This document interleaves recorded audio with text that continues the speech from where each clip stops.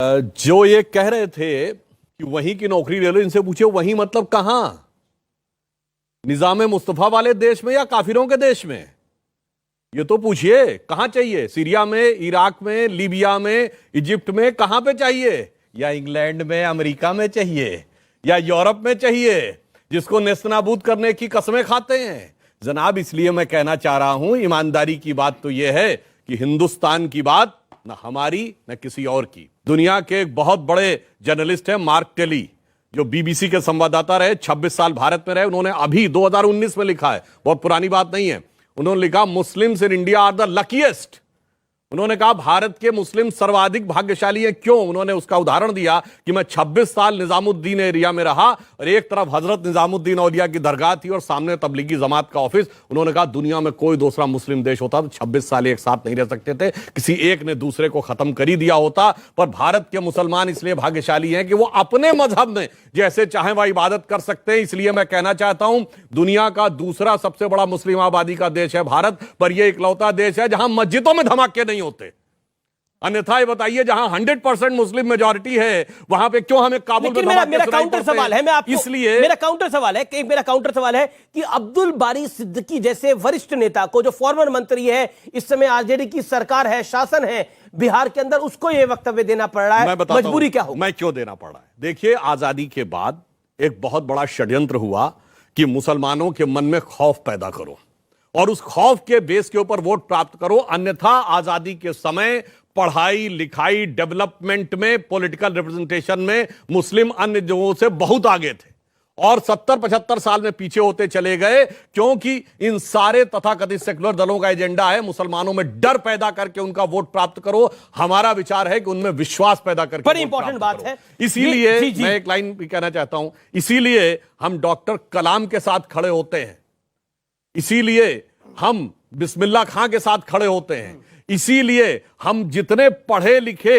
और साइंटिस्ट मुस्लिम हैं उनके साथ हम खड़े होते हैं, और ये लोग अपराधियों और आतंकवादियों के साथ खड़े होते हैं। ठीक है, मैं सीधा रुख करता हूं। ये विश्वास क्यों नहीं हो पा रहा, या फिर साल बदल जाता है लेकिन डर की दुकान का हाल नहीं बदलता? मेरा सीधा सवाल है, अब तो 1952 के बाद रामपुर में भी भारतीय जनता पार्टी जीती है, वहां मुसलमानों ने वोट दिया ही ना भारतीय जनता पार्टी को। आंकड़े निकल के आए, गुजरात में भी मिला वोट।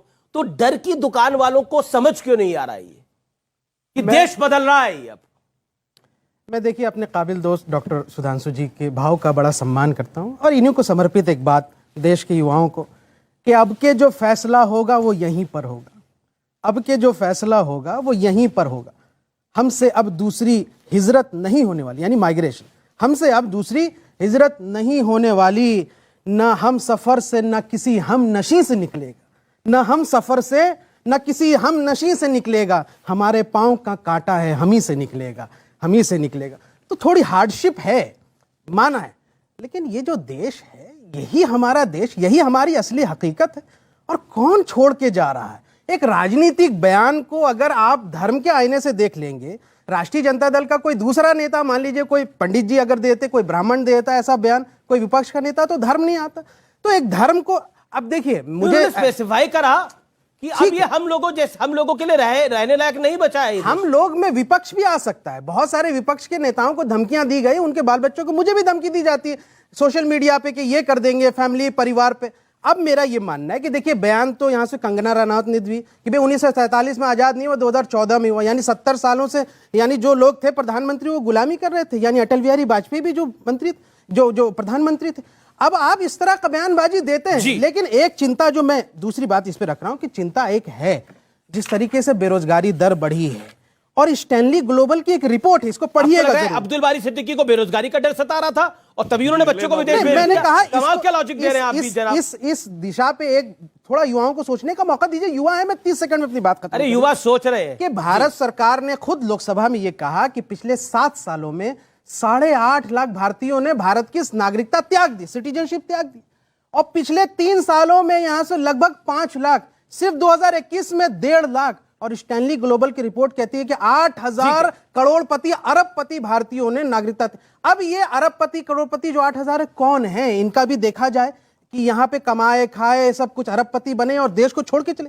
तो अगर इस तरह की बात होगी तो देशद्रोही जी, होगी। आप इसलिए इसको आप मत जोड़िए लगभग धर्म 2.5 के मिनट बोला, लबादे अपनी बात को से, रख लिया। इसको एक विपक्ष के आईने की तरह, एक राजनीतिक बयान की तरह। टाइम लिमिट को फॉलो करिए स्वामी दीपांकर। बहुत बहुत शुक्रिया। मैं मात्र इतना ही कहूंगा कि कांटा निकालना ही है तो कांटा निकाला जाए। अब निकलेगा। अब बेवजह सत्ता बदलेगी तो निकलेगा। ये या आदत सत्ता बदलेगी तो कांटा निकलेगा। किस कांटे की बात कर रहे हैं आप, वैसे वह कर दीजिए। देखिए एक घुटन तो है कि भाई विपक्ष का जो स्पेस है, जो जनता को, विपक्ष की आड़ में मत असली बात मुद्दे को छुपाइए। आप चलिए, जो मैं भी कहता अगर हूं, ये सत्ता बात के आप साथ बीच नहीं में है, नहीं बोले उसके वो। साथ परेशानी है। कुछ नहीं, किंवदंतियां हैं, दादा बोलते रहेंगे बीच बीच में। कह रहे हैं सरकार बदलेगी तो कांटा निकल जाएगा। अपना अपना टर्म है, बोलिए। पर मैं कहूंगा कि कांटा निकालना ही है तो कांटा निकाला जाए, बेवजह जहर ना फैलाया जाए, जिसकी आदत हर व्यक्ति को तकरीबन मैं देखता हूं।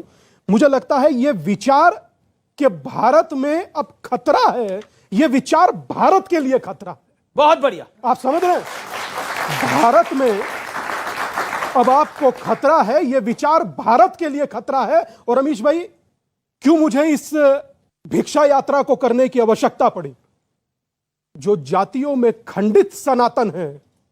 अच्छा, एक रोचक बात अगर आप आज्ञा दे तो मैं कह दूं। जी 30 सेकंड बोलिए। सुधांशु भाई, इसमें भिक्षा दाल चीनी चावल आटा की नहीं है। इसमें भिक्षा है जो जातियों में बटा सनातन है वो एक हो, और मुझे वो भिक्षा चाहिए। मुझे यह भिक्षा नहीं चाहिए कि आप 70 साल से ठाकुर हैं, गुजर हैं, यादव हैं, बनिया हैं, ब्राह्मण हैं। नहीं, हिंदू मतलब हिंदू, बात खत्म। यह भिक्षा होती है। और मुझे लगता है जब आप एक होते हैं तो आपके एक होने का विचार सामने के लिए खतरा हो जाता है, वरना आप बेवजह एक खतरे के माहौल से जीते हैं। आप सोचिए ना कि उपेक्षित कौन होता रहा। लेकिन अभी तो खतरा अब्दुल बारी सिद्दीकी को लग रहा है ना। उपेक्षित होता कौन रहा अमीश भाई? कभी अपने दिल पर हाथ रखकर सोचिए। ए से लेकर जेड तक अपमानित हो हम, हमारे देवता, हमारे आराध्य, हमारे पूर्वज। और छोड़िए, जो झारखंड में शिखर जी हैं, जो महावीर के अनुयायी हैं, उसे पर्यटक स्थल में डाल दिया। क्या मेरा धर्म स्थल पर्यटक स्थल हो सकता है? और मैं एक बात कहूंगा, मेरी तो आदत है और मुझे लगता है कि मुझे बोलना चाहिए। मैं आपसे एक प्रश्न पूछता हूं और आपको संबोधित करते हुए पूछता हूं। आप सब में अलग अलग नाम होंगे, अलग अलग कास्ट होंगी। क्या आप लोग नहीं चाहते कि एक हिंदू कर रहे हैं? चाहते हैं या नहीं? कम से कम इसमें तो बोलिए, चाहते हैं या नहीं? तो एक तो भिक्षा, कम्युनल बात हो गई। एक, अरे भाई साहब, सांप्रदायिक होकर रहना क्या? बोला कि तो मैं बोलूं कि मुसलमान एक साथ हो जाएं, इकट्ठे हो जाएं, क्या ऐसे चलता भाई, मैं है? जातियों को देश एक जो किसी है, विचार के लिए नहीं बोला, अरे भाई, आदिवासी समाज अलग आपको है, ऑब्जेक्शन क्या है? मैं ऑब्जेक्शन क्या है? ये एक सांप्रदायिक